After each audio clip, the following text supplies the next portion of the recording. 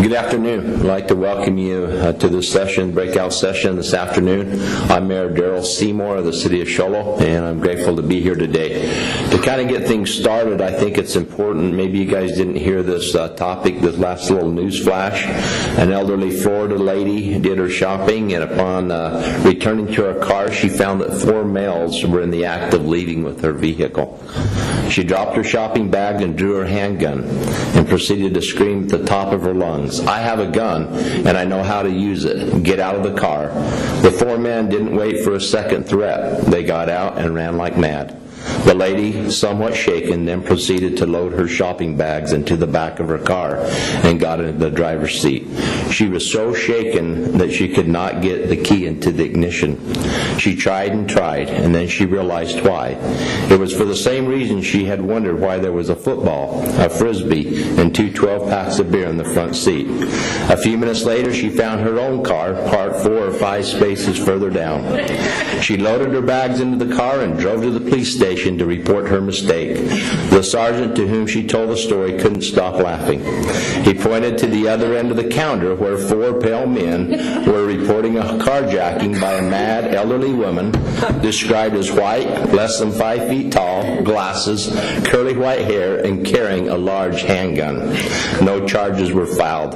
The moral of the story, if you're going to have a senior moment, make sure it's memorable. So let's have a great time today here and make sure this is a memorable meeting for us all here. In this session, you're going to hear 5 of our endorsed partners. Some of the programs that we do in the cities is we have partners who help our cities become better through services that they can provide to our citizens. And so today we have some great panelists and some of the things that they have. Our speakers today are Ashley Shawarski, Manager of Utility Service Partners, Inc., Sherry Gilbert, Senior Account Executive, Valley School, HPAC, Rob Ferrari, Program Manager at U.S. Communities, Colleen Engel, Codification Consultant, American Legal, Ed Bantle, Program Administrator, Arizona Municipal Risk Retention Pool. So this time, if you'll just save your questions for maybe the end, we'll just let everybody answer the questions as a group at the end here. So turn the time now to Ashley, and we'll just kind of go in order. When she's finished, we'll just follow down the line. Thank you.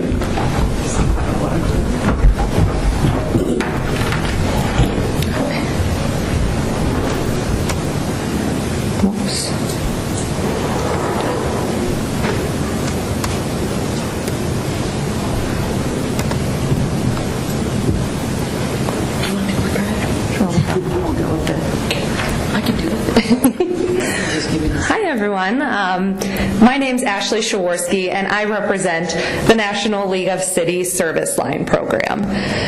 Our Service Line Program is the only one that's endorsed by the National League of Cities, but also here in Arizona by the League of Arizona Cities and Towns as well. The company, though, that I actually work for is called Utility Service Partners, and we administer this program. And we're a Better Business Bureau business with an A+ rating, as well as we did win the Torch Award for Marketplace Ethics from the Better Business Bureau. So that is something that we're always proud of and striving to maintain that high level of ethical standards while conducting business. But what our program really is designed to do is to help address the public policy issue of our aging infrastructure. We know that cities and towns all across the United States really are doing their part to either upgrade or maintain their public infrastructure, but the homeowners portion of these lines were kind of being forgotten about. So that's actually why the National League of Cities went out and did research. They wanted to make a program like ours readily and easily available to cities and towns all across the United States. So they went out, did the research on your behalf, and we were the company that they did choose to provide this program.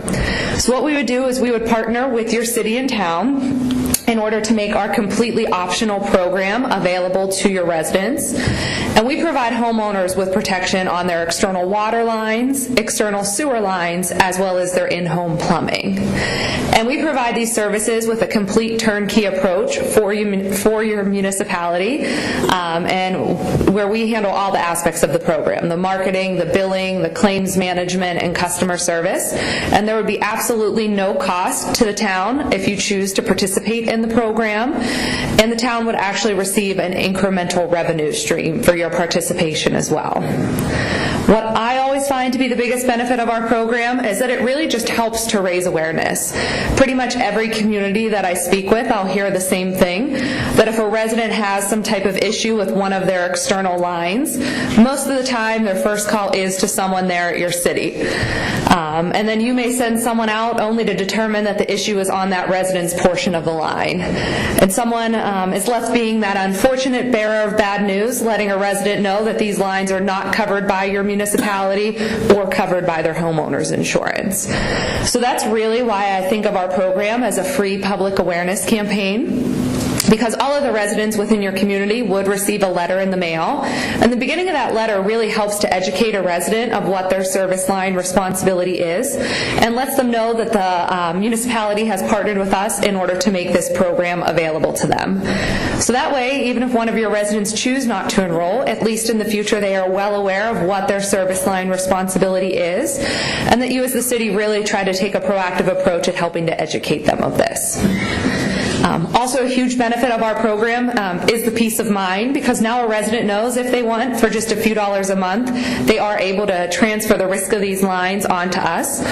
A reputable company, that is partnered with the National League of Cities as well as the League of Arizona Cities and Towns. And then that way, if they have an issue, they make one call to us 24 hours a day, 7 days a week, 365 days a year, and we would dispatch one of your local licensed plumbers or contractors to do the repairs. So that is a large benefit of our program, that we only use local area contractors for all of our work, and we do that for many reasons, but mainly we want to keep as much money within your local economy as possible, but also your local contractors will be familiar with your town's local codes, and we'll make sure to do the work up to our standards as well as yours, which includes to get all of the proper permits for the repairs. And what happens is, if we did partner with your town, we would begin to develop a contractor network that would specifically service your claims. And really, our partners can be as much or as little involved in this process as they would like, where some of our partners will provide us a list of contractors that they are familiar with or already be working with or that may be well known within your area. And some of our partners want to stay out of it as much as possible. Really, either option works for us, but with all of our contractors, we go through a detailed vetting process where we make sure that they are licensed, that they have the proper amount of insurance, they don't have any type of open complaints with the Better Business Bureau, as well as we conduct background checks and drug screenings. Because we always want to make sure that it's someone that your residents feel completely comfortable with coming to their home, but also inside of their home. And then as for our coverage, we do offer 3 completely separate and voluntary programs. We offer an external water line coverage, which would cover any well lines, external sewer line coverage, which would cover any septic lines, as well as our in-home plumbing. Our 2 external products are pretty much set up identically, where we begin to cover those lines wherever they become a resident's responsibility, all the way to where they would enter inside of the home.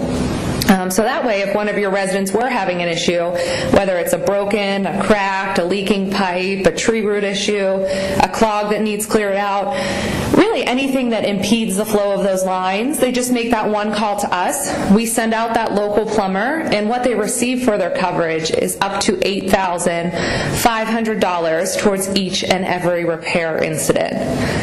So this is something that greatly separates us from other companies out there, is that ours is always on a per incident basis. So we never have an annual or a lifetime limit, as well as we never limit the number of incidents or claims that someone can have in a calendar year.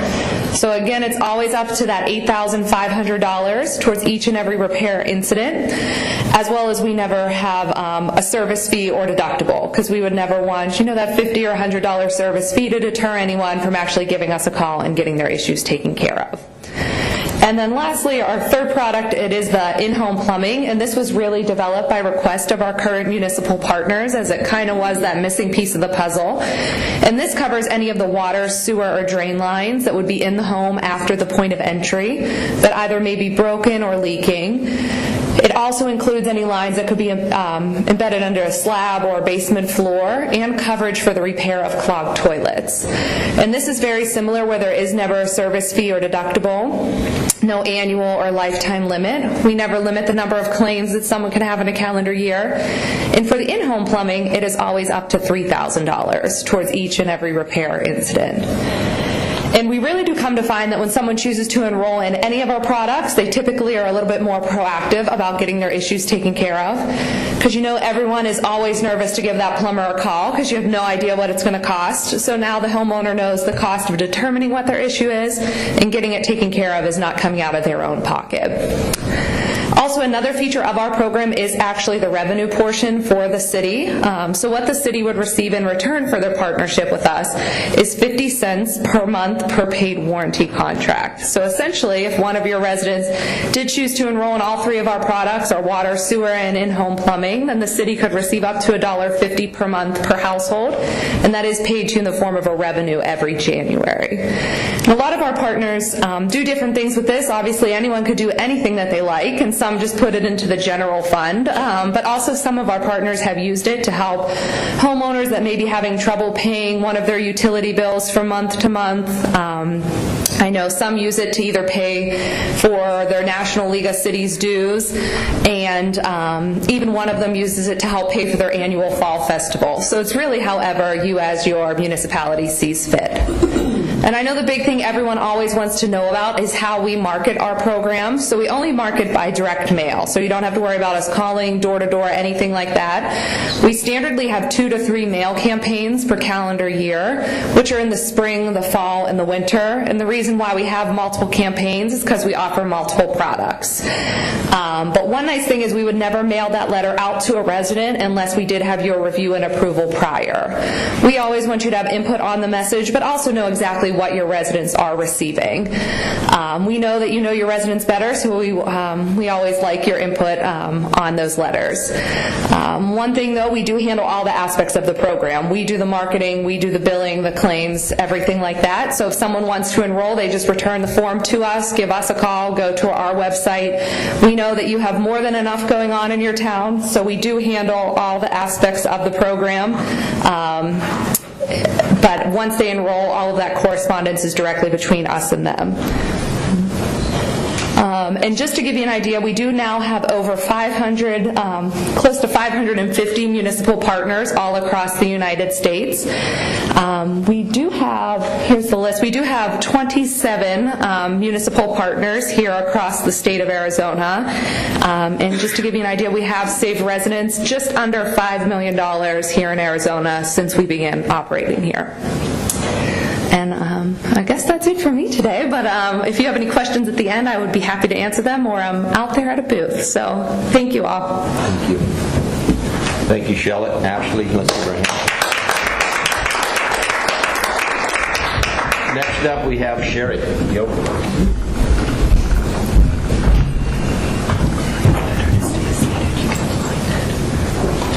Good afternoon. Let's see if I can figure out how to put up the other PowerPoint.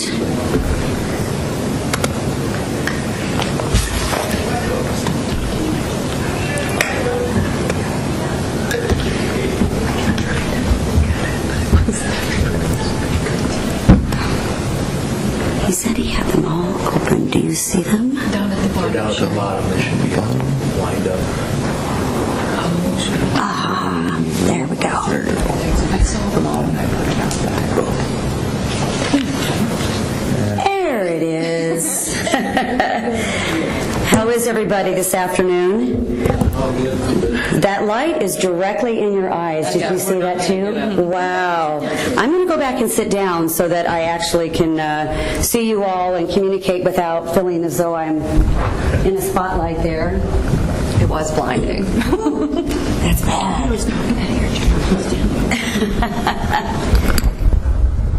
Well, I know that all of us up here have been here more than once, and we're always happy to come back and talk to you all about what our programs are and what we do.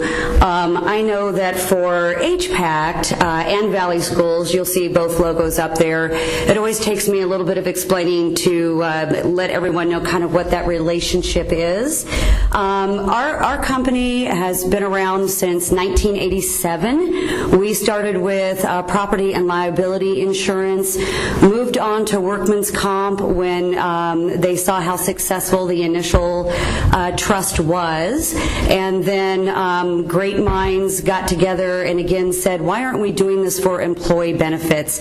Insurance and employee benefits is not something that usually people want to spend too much time on or talk a lot about, but if you have any involvement in that at all in your city or town or county, you realize how much of your budget really does go to that and how important and critical it is that you have a very attractive, healthy benefits package for your employees to attract new talent, of course, and then to retain the employees that you do have. Let's see if I can switch it from here. Yay! And it looks like my formatting's a little off in the PowerPoint, but that's okay. We'll continue without that.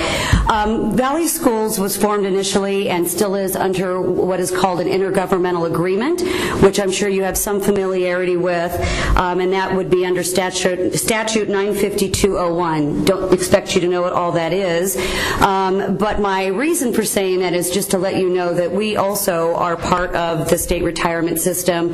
We work for you all. We were formed and designed to help public entities save money on insurance products and services, and the biggest piece of that now really is the employee benefits side. We started out with, I believe, 10,000 member lives when we initially started the employee benefits side of Valley Schools and HPACT. Now we're at 35,000 member lives that we cover.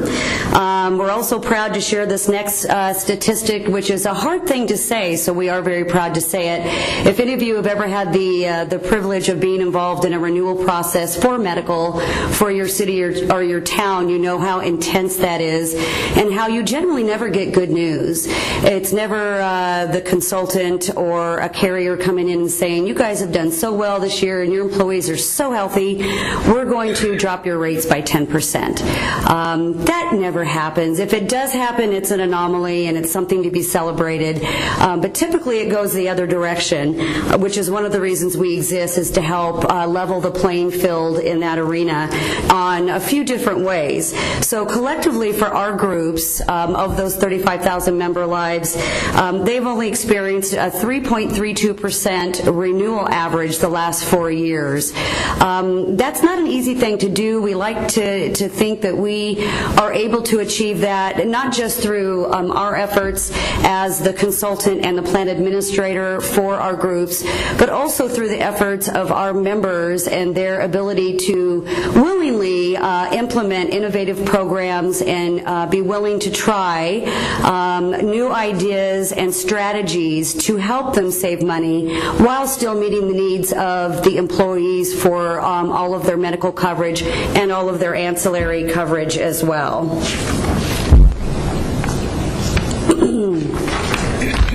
So one of the ways we're different from some of the other trusts and pools that you might have some familiarity with is that we are a nonprofit corporation. As I mentioned before, we are part of Arizona State Retirement. Our number one goal is to be able to save you money on whatever service that you, related to benefits that you might choose us for. Joining Valley Schools is a fairly easy process since we were formed under that intergovernmental agreement. It is with a membership agreement that you join at no cost to join, no cost to leave, and what that allows you to do is take advantage of our services that we do have, of which there are many. Similar to some of your state cooperative purchasing that you all do for different either police cars or technology or whatever that may be, we are actually quite similar to that in how we are formed. So joining is no cost. cost, and then you can decide, if you have not beforehand, what services that you might want to utilize through us. It is 100% procurement compliant, being that we are formed under that particular IGA, and I really think of us as an undiscovered resource. While there is some talk among cities and towns in regards to some of the cooperative purchasing services that are out there, benefits has been one of those areas that really has not been in front of a lot of the cities and towns when we go in to have a conversation with you all to let you know what we can do and how we're able to save you money. So these are just a few of the things that we do. Oh, see, I did a fancy PowerPoint here. We're going to put them all up at once. We do benefits consulting. I know that most groups do work with consultants currently for many different things, benefits as well. And if you are not, I would certainly encourage you to do that, just because they are the experts in that field. And we also offer that service through our IGA, so we're able to be your full benefits consultant. We also do full plan administration, contracting with the carriers. We do have, and I didn't list all of them up here today, but we're happy to talk to you all about that, several different providers that we have vetted on medical to dental, vision, every ancillary benefit you can think of. We do have a contract for, sometimes more than one, with companies to make certain that you are getting the best rate possible. Those are not all a pulled product. For medical, our groups are all rated individually, so we're not pulling the claims from Gilbert and Chandler and putting them together. We're pulling an ASO fee, which is a whole other conversation on self-funding that we certainly don't have time to get into, and you wouldn't want to sit up here and listen to me talk about it for an hour and a half anyway, even if I had that long. But come and see us at the booth, or talk to any of us you see it on the floor, and we can certainly discuss that with you further. So we're still negotiating with the power of those 35,000 lives to be able to get the best rates and services from the providers that we utilize. But as your consultant, we also can work with any provider. We're happy to manage those contracts. You are not obligated in any way to use our providers once you become a member. We advise and you decide. That's your option. Like any good consultant, we're going to make sure that we're giving you the absolute best advice that we think is applicable for you and your employees and your current situation and budget, but you get to make the final decision on all aspects of what that might look like, including your medical plans as well. So what's new? Well, the one I already mentioned was our medical renewal, which, like I said, we're just proud of because that's a great number, and we think it really reflects the partnerships we have with our members. The other thing that's new that we're also really excited about, and that's just starting this year, is we are now going to be offering our wellness services as a standalone program. I know that most cities and towns do have a wellness program in place. If you don't, I would hazard to guess that you're probably having discussions about doing one if you haven't already, or have some level of wellness in place. We believe in wellness very strongly for a few different reasons, and I'm going to advance the slides just so we can talk about that a little bit. So at Valley Schools, we always realized we wanted a very strong wellness program. If you have any familiarity with self-funding, there's only a few levers on the buckets that you can pull to save money. You've got your fixed cost, which are all those ASO fees, TPA, renting the network. If you're paying a consultant, that might be part of it as well. And then you've got your claims, which is obviously how your employees are utilizing their health care. The other bucket to help manage that is your wellness program. The obvious solution to all of the pieces of the claims puzzle is to have healthier employees, and that's what we're passionate about doing. So we did decide when we started the wellness program that we were going to offer that to our members at no cost. That was the beginning of getting into a much greater situation of seeing some results and understanding that we needed more than what we were initially doing. So the next piece of that for us was technology as well. So while it was great to have a boots-on-the-ground team for wellness, and that is actually essential, we realized that all of our members needed a way to manage rewards and incentives, and also a way to engage participants and keep them engaged, especially when you have a group that is multi-site and over 5,000 employees. It's not something where you can just call a meeting and have everyone show up and make them feel really good about doing a yoga class or a wellness program, because you're only going to reach a very limited number at each meeting that you're able to schedule. So we know we needed another solution for that. In line with that, we went and vetted several different companies and ended up choosing a company called Shape Up initially. They have been purchased since then or acquired by Virgin Pulse, which, yes, is one of Richard Branson's companies. Terrible name for us for a wellness program, in my opinion, but great company and great technology. They are the global leader in wellness technology for a platform system online and from an app standpoint, and they have a board of very forward-thinking minds to continue to advance in the wellness field. So we are very proud to be working with them and to have that available to all of our members. That is actually available to all of our members at no cost if they are in the self-funded medical program. So for the standalone program, there will be options that will include the platform itself, as well as boots on the ground wellness coordination. And we have a fantastic wellness director. Wish she was here to talk more about things, but I know we have limited time. So anyway, just an idea of what the wellness can do for you. We have seen results. We're happy to share statistics with you if you have a moment to come by and chat with us about the program.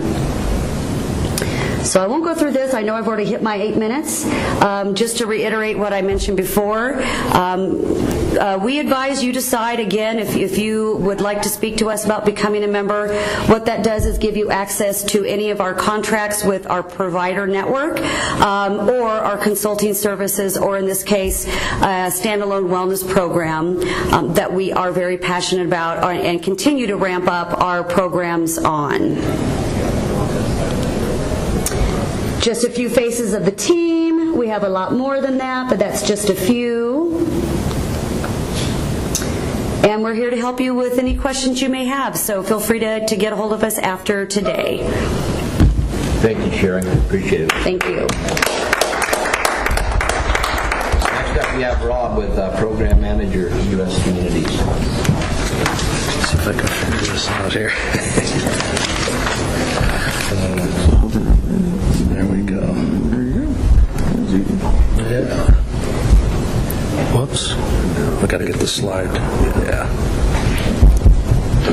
Okay, perfect. Good afternoon, everybody. Good afternoon.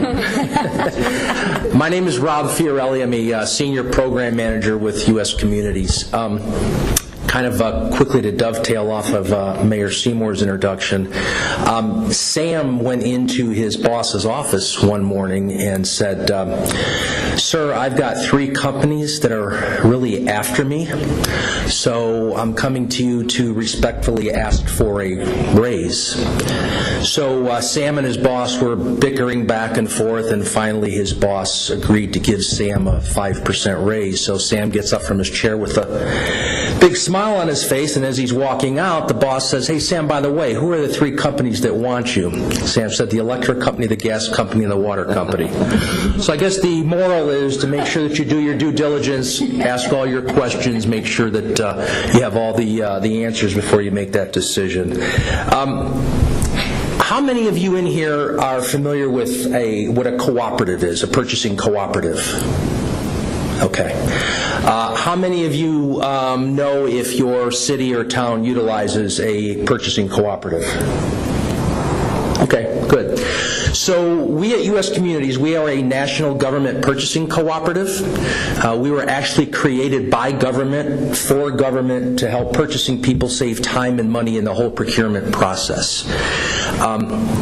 There are roughly 90,000 agencies across the country, and what we have done is we've just collected that buying power of agencies across the whole country to help drive the price down for products and services. The analogy I always use is, let's say tonight you go into a car dealership and you want to buy a Chevy Tahoe. That salesperson is going to give you a price for that vehicle. If tomorrow you bring 9 of your friends in and all 10 of you each want to buy a Chevy Tahoe, that salesperson is going to give you a better price because of the quantity. In essence, that's what a cooperative is, that we've just collected that buying power to help drive the price down for products and services. So,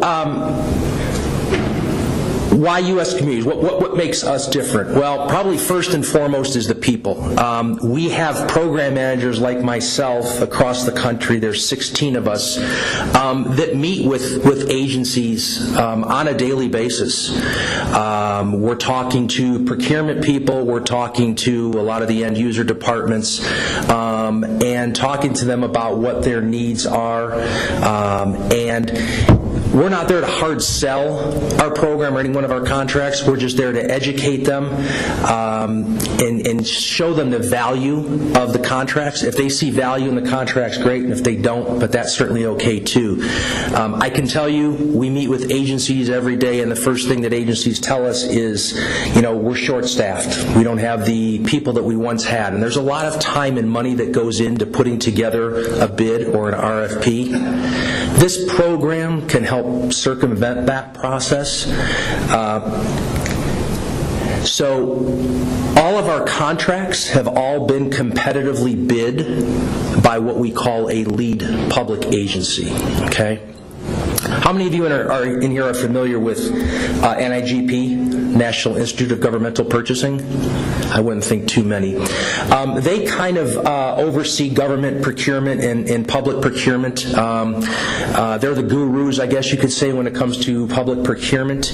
A couple years ago, they said, you know what, there's tremendous value in cooperative purchasing, but there are so many cooperatives out there that are popping up almost on a daily basis that agencies are saying, we're spending more time doing our due diligence with all these cooperatives that we could have spent that time putting together a bid.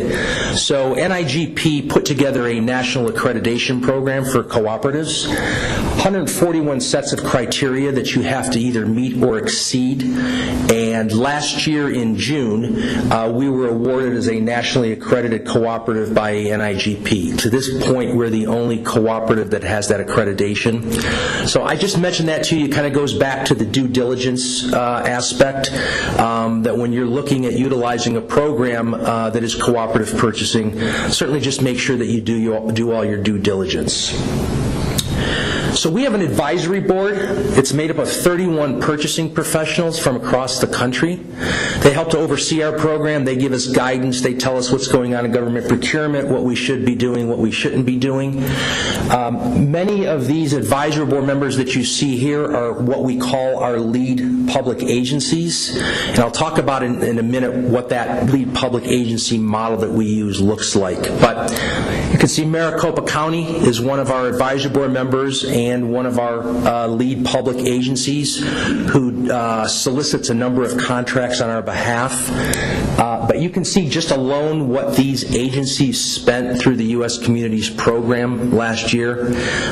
So they see a lot of value in the program. They're great advocates and great resources. If you ever wanted to talk to any one of these advisory board members, or certainly Maricopa County, who you might be able to identify with more so being here in Arizona. I myself live in Tucson. Let me know, but they're very, very big advocates of the program. So who's eligible to use the program? Cities, counties, school districts, K through 12, both public and private, colleges or universities, again, both public and private, nonprofits, so Boys and Girls Club of America, YMCA, faith-based communities, Habitat for Humanity, things like that. Special districts, sewer, water, fire, police, and then, of course, state agencies. So, why use U.S. Communities? It's free to join. All an agency has to do to utilize our program is simply register online. We've got over 65,000 agencies that are currently registered with us, so there's a pretty good chance that the town or city that you're with is already registered with us and either at one time has utilized at least one of our contracts or is currently utilizing our program. No spending requirements. You can spend $20, you can spend $2 million. It's what we call non-binding and non-exclusive, which means you can use some of our contracts, you can use another cooperative, so you're under no obligation just because you're registered and a part of our program. One of the things that we feel differentiates us is we use that model that I call the lead public agency model. And what I mean by that is, we'll take, for example, office furniture, okay? Actually, I'll take a better one that we can identify more with. MRO products, okay? Maintenance, repair, and operation products. Maricopa County is the lead public agency for that contract. So what they did is they put a solicitation out on the street for MRO products. Suppliers then had the ability to respond to that solicitation. We assemble an evaluation team. It's typically made up of 3 to 5 purchasing professionals from across the country. And that evaluation team, along with Maricopa County, evaluated every response that came into that solicitation. Okay? It's a very, very long process, that evaluation process, as well as it should be. Ultimately, Maricopa County awards the contract. Okay? In the case of MRO products, they awarded the contract to Home Depot, HD Supply, and Applied Industrial Technologies. Maricopa County now owns and maintains that contract for the term of the contract. All we do is we market the program, we manage the day-to-day relationships, but at the end of that day, that contract is owned and maintained by Maricopa County. They put language in there that allows other agencies across the country to what is called piggyback off of their contract. So agencies now have the ability to use that MRO contract instead of their purchasing team going out, spending the time and cost and labor of putting together a bid. And oh, by the way, the guarantee that every supplier makes when they're awarded a contract through U.S. Communities is that it is that supplier's best overall government pricing. So an agency will not get a better pricing from any one of our suppliers than they will through utilizing the U.S. Communities contract. Okay? So at the end of the day, it saves your agency time and money of putting together an RFP and, oh, by the way, getting that supplier's best overall government pricing for products and services. I'm going to quickly go through. Really the premise of the program is twofold, and when it's all said and done, the bottom line is we're here to help agencies save taxpayers' dollars. But the premise of the program really is twofold. Number one, contract has already been solicited. Why reinvent the wheel? Why do the grunt work all over again? An agency did that, and you're going to get that supplier's best overall pricing.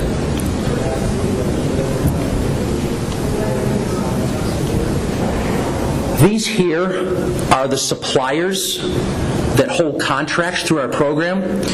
I have a table. I've got these flyers. You'd be more than happy to stop by. I know that you may not have your hands in the procurement every day of various products and services, but I think it would be beneficial certainly for you to pass this on to your purchasing department.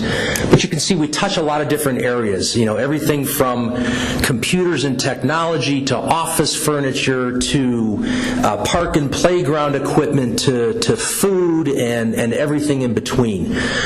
So certainly feel free to stop by my table. I'll be more than happy to give you as many of these flyers as you'd like. But what you can certainly do is, if there is interest, certainly have one of your purchasing people reach out to me, and I would be more than happy to talk to them about the program and about the suppliers that they have access to. I'm just the liaison that would help connect your agency with any one of our suppliers. At the end of the day, the transactions are always directly between you and that supplier. As I mentioned before, all an agency has to do to use our program is simply register online. It literally is a 2-minute process. All it is really your business card information. There's no cost to join, no user fees, no spending requirements, and then once you're registered, you're eligible to use any one of our 44 contracts that you might see value in. I have business cards at my table as well. As I mentioned, I'm local. In addition to covering Southern California, I cover all of Arizona. I'm based out of Tucson, so I'm just a stone's throw away. So if you have any questions after the presentations, or if you want to come to the table, I'd be more than happy to answer any questions that you might have. Appreciate your time. Thank you. Thank you, Rob. Next up, we have Colleen Engel, codification consultant with American Legal. What do we got? Hi, everybody. I'm going back over there and avoid that light. I'm here. All right. Do you want to do Let's go to that one. There's the one I'm looking for. This would be a good time to play Blinded by the Light. All right, you're all set. Okay, so let's get to an exciting topic. Codification. Everybody familiar with codification? Who's not? Anybody not familiar? Okay, so Colleen Engel, American Legal Publishing. I have a great PowerPoint, but I'm going to kind of go off of that a little bit. We all know what codification is, but I've had some really interesting conversations lately with clients at the booth, both at AMCA a few weeks ago and then again this week here at the League Conference. American Legal Publishing has been in business now. We're coming up quick on our 40th year. We've been a partner with the League since 2006, and we offer codification nationwide. We've got over 2,100 clients nationwide. About 40 of those are in Arizona, everything from Yuma, Tucson, El Mirage, Page, large and small. Whether you're a large community or a small community, codification is critical. It's not that the nature of that is not driven by your population. Please know that. I have folks come up and say, we're just tiny. That's not really the determinant whether you need a good code or not, right? Everybody should have an effective code of ordinances. So conversations that have been happening lately is, we have our code online. Does everybody know if you have your code online? Okay. Do you know if it's a PDF online? Yeah? Some shaking of the heads? Yeah? What's yours? I'll put you on the spot. Yeah. Do you know? Is it online? Okay. So a few things for you folks to do. And I know I see one clerk in the audience, but are most of you council members, mayors, things like that? Okay. So the code is critical. Do a lot of you go off books in the council chambers?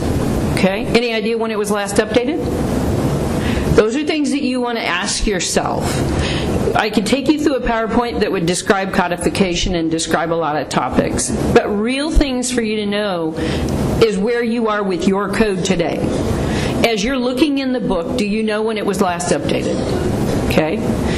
If you have it online, is it PDF? Okay? If it's PDF, that feels really awesome, right? Maybe not. Because you can only search one word at a time, and the way that you post that PDF, if you do it chapter by chapter, that feels awesome as well, right? If I'm a citizen, I then have to look through chapter and chapter and chapter to find the word I'm looking for. Let's use the example, trash. I'm new to your community, and I need to understand what the guidelines are about trash. Okay, I start searching for trash, and I find 5 hits in one chapter, 2 in the next chapter. Well, the problem is, like I had a conversation with a municipality a few weeks back. They were incorporated in 1891. The code has never been codified. 1891 to 2018. Do we really know what the law is? Do we know what our code really states? Is it illegal on a Tuesday with a red hat chewing gum standing on the corner? We don't know. I mean, they really don't know what's in their code. They've never really taken it apart. Make sure it gets against the federal statutes, state statutes, all of that stuff. So now we're searching back on that trash again. Well, wait a minute. We haven't always used the word trash to describe trash. Garbage, refuse, litter, rubbish. All those words that we use to describe it. So when I say to you, see where you are with your codes. Is it a PDF? Pretend you're a citizen trying to find a topic. How easy is it for you to find it? Can you find it? Can you easily understand what it's trying to tell the citizen or a police officer who's trying to enforce the code? Right? Terms change. Make sure you have the ability to do synonym searching so that it will find all those other words at the same time and take you hit to hit to hit. Litter to trash to rubbish to whatever it is. Does that make sense? Right? Hitting on some topics. Have you ever thought of that before? Not really. I usually get a wow, never thought of that. That's what I want you to think about your code and codification. I can show you, I'll give you a copy of the PowerPoint. I can give you all that information, but I really want you to think about where you are today with your municipality's code. How effective is it? Okay. American Legal can help you get that code codified. If it's been codified, typically every 8 to 10 years, we do a recodification. Think of it like an accordion, in and out, every 8 to 10 years. Think how often the attorneys change. The clerks stay pretty constant. They get in there, and there's a lot of them that have been in their post 20-some years, right? So they kind of know. But what happens when that clerk walks out the door? How much of it is in her head or his head? How much walks out that door? It shouldn't be dependent upon that person. It should be about your code being up to date, readily available to your citizens, not just on computer. You know, I hear a lot of people talking about paperless and all of that. You know, I've been in IT for a long time now. Paperless is never going to happen, really, because when I'm talking to attorneys, and I worked with city attorneys for 17 years across the country, when an attorney wants to do some research, do we have any attorneys in the room? Okay. So a lot of times you could do search online to find your information, but when they really want to read it, when they really want to get to the meat of it, it's different how the brain operates out of a book versus electronically online. So many of them, not every one of them, but many of them like to then revert to a book. So am I one of those that says try to get paperless? No. But try to think about how many copies. I had a client recently want to update their code. They were getting 43 copies. Now, it is 2018. We shouldn't be doing things like that.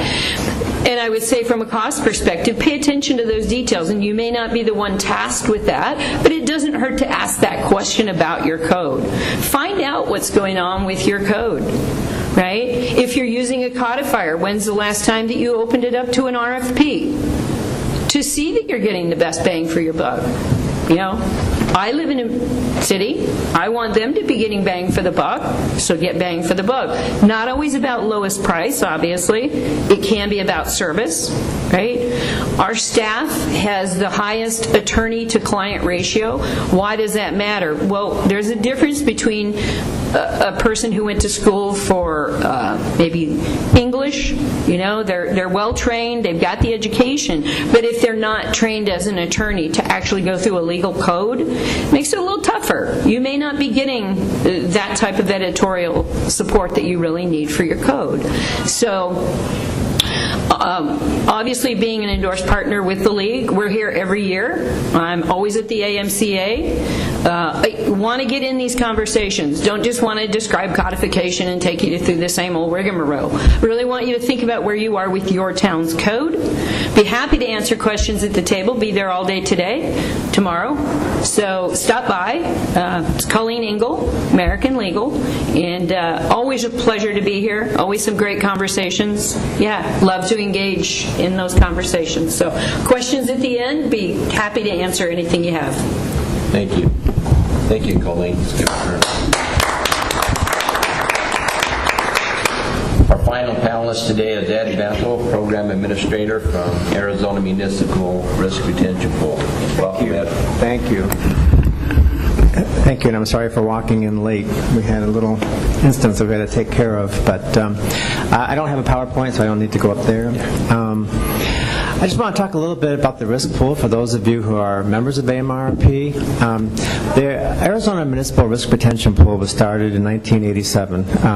The cities and towns requested an alternative to the insurance market at the time. They went to the Arizona League of Cities and Towns. They approached our company, Southwest Risk, and we started the pool with the league back in 1987. It's grown over the years. We just celebrated 30 years. I think it was last year. We now have 77 out of the 91 cities and towns are a member of the pool. We provide property, casualty, and workers' compensation. So over the years, as the pool has matured and we've had more and more members, we've become a lot more focused on not just providing insurance, but also trying to help our members become safer, better at what they do, and to reduce claims. So even though I do all the underwriting and I oversee risk management, a lot of what I spend my time on now are programs that we've developed to help our members and to assist them. We have a kind of a wide variety of members. We have some more sophisticated, and we have some very small, less sophisticated cities and towns, all with various degrees of resources. So all of these programs are available at no cost to the members and are there to provide recommendations and assistance. The very first program we started out with was for personnel issues. That was an issue that we were having a lot of claims and a lot of difficulties. So our program allows our members to call and get in touch with our defense attorneys who handle employment claims, and they can discuss the situation hopefully before it becomes a problem. So for example, if they were going to terminate somebody, they can call and say, here's the situation, here's what we've done, here's the documentation, are we good to go ahead with the termination? Or it could be a hiring situation, or it might just be a change in a personnel manual. Is it complying with the laws? So they have that access to that. That was the first program, and then that led to what we call our EEOC program. We realized that sometimes the cities and towns had no idea that something was wrong. Someone just walks in and hands them a complaint. So our second program was where the pool would actually pay to have those defended or answered on behalf of the city or the town. And again, that gave us a chance to see what was going on, to get involved early if we had to, if it was going to become a potential claim. Those two programs were first. Then back in earlier when we had the big boom going on here, development boom, we had a lot of our cities and towns, especially some of the smaller ones, being kind of steamrolled over by developers that were coming in with development agreements that were very adverse to our members. So the pool attorney, Bill Sims, and we did a kind of a tour. We called it the tour, and we went around and we did a presentation for council and for staff, and we were able to help them kind of level the playing field. We came up with some draft development agreements that they could use, and to try to help our towns that were up against some of these developers. So that had worked pretty well. And the AMRP board, which is elected by the members, is just constantly looking for new ways, to help the members. All these pamphlets, and we have a booth out there that has all the pamphlets in here, and I'm not going to go into every single one of them, but a couple of ones that really have highlighted it was, here's one of our newer ones. It's called Triage Now.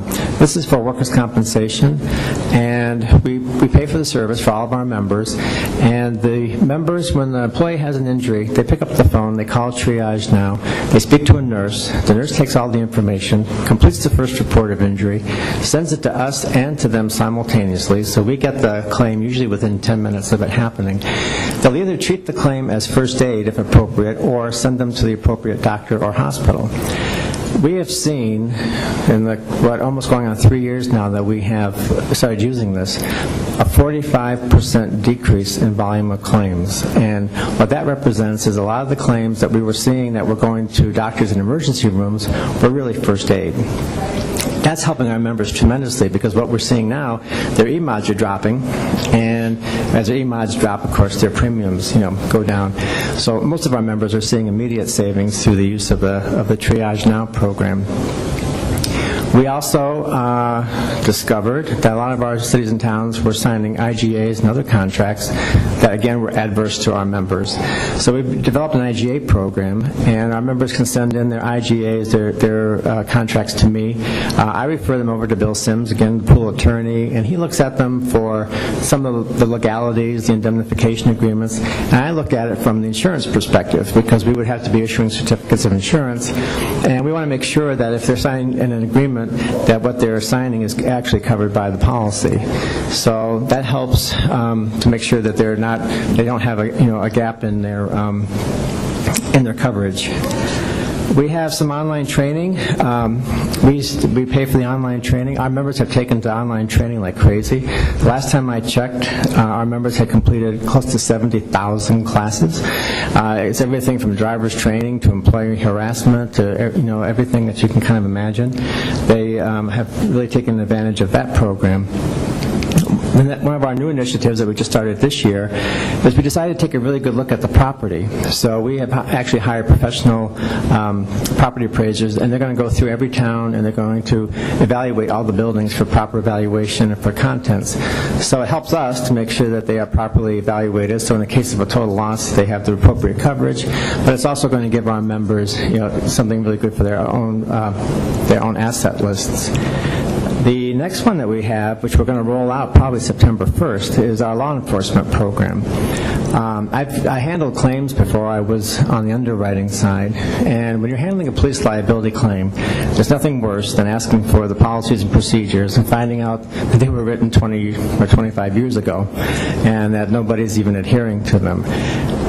Some of our members haven't looked at them in a long time. So AMRP, as part of their risk management program, has joined up with ACOP, and we provided them with some funding, which enabled them to hire staff, and they are getting ready to roll out an accreditation program. And this will be available not just to AMRP members, but to other members as well. And if the members sign up with ACOP, they'll come through, they'll provide policies, procedures, kind of customized to that city or town, and the city and towns can get accreditation. So we're really looking forward to that one. We're hoping that it'll improve the level of service from the police departments and also kind of standardize the policies and procedures that are out there. So, these programs, and there's other programs that we do some like purchasing. We have reduced prices for GPS tracking for automobiles, for companies that do background checks, those types of things. And so the question then would become like, well, is this saving money? Is this really working? And it's really hard to say that I can pinpoint exactly what effect these programs may have. But I can tell you this, in the last probably 3 to 4 years, as some of these new programs have come online, we've seen a huge spike in uptake in our members using these programs. And we've seen a huge corresponding decrease in claims. So my job as the underwriter, is to, our actuarials estimate what we need to have for claims and for expenses for the year, and I underwrite to get that money. Well, over the last 3 years, the claims have reduced so much, the workers' comp, like I told you, was 45%, that after 3 years of decrease, we had so much surplus that we just gave our members a $5 million dividend back this year. So that went directly to the members, either in the form of a check or of a credit against their next year's policy. So we hope this is a trend, not an anomaly, and we hope that these programs are contributing to it. But I think it's more than just the programs themselves. I think what has happened is by going out there and promoting the programs, it's kind of changed the culture. I think it's changed the culture on the workers' compensation. I think we did a study before we went to the triage now, and we had a young man who was 26 years old who bumped his arm, and he went to the emergency room, and we tracked it, and he came back from the emergency room with an ice pack and we got a $5,000 bill from the ER room. And we knew that something like 85 to 90% of our claims were under $1,500, and a lot of those were first aid types of things, you know. So, again, we're really excited about the programs. We're really happy to be working for a board that really is proactive and tries to reach out to the membership and provide these services. And in addition to not to being able to get $5 million back, we have not had to raise the rates at all in several years. So that saves the members money as well. So if we're back here next year, we could have a bad year. I may be telling you a totally different story. But right now, we're quite encouraged by the programs, and the membership seems to be really, taking advantage of it. Thank you. Thank you, man. Let's give all of our panelists one last good clap here. Appreciate it. Thank you, guys. Any questions from the audience? Yes. For the gentleman who was speaking about cooperative purchasing, or any particular good or service, how often do you bid it? It depends, but if you averaged our contracts out, typically they're 5 years in length. That's good. Anyone else? You sure? Last? Okay. I just have two comments. I've worked with Men's Health before. You cannot go wrong signing up to be supported by that organization. They bailed us out of a major problem with flooding in Clifton, and stood behind us. We always knew what it was going to cost, how much it was going to cost, who he was talking to. It was all straight and above board, very professional, and it's a big help to all of us. And I'd also like to mention casually that if anybody's interested, I have a copy of what Pinal County sent out in regards to your service for insuring water lines and what have you off the end of your property. That's great. You take a look at it. Thank you. Any other questions? I'll just plug in for Ashley. I'm an insurance agent, and the City of Show Low uses that service. And one of my biggest questions we have is this covered when they get that flyer? And we tell them, it's legit. They do need to use that service to have that extended coverage because it's excluded under a homeowner's policy. And so it's a pretty easy sell, and it's really something that can go wrong a lot of times in the community. Anyone else? All right, so if you're online and you have an opportunity, identify to rate these guys or rate this session. We didn't have a lot of people. However, we had good jokes. We had really good PowerPoints. We had good-looking women, good-looking guys, and we got out early. So how much better can we be? Thanks for being here. We appreciate it. Thank you.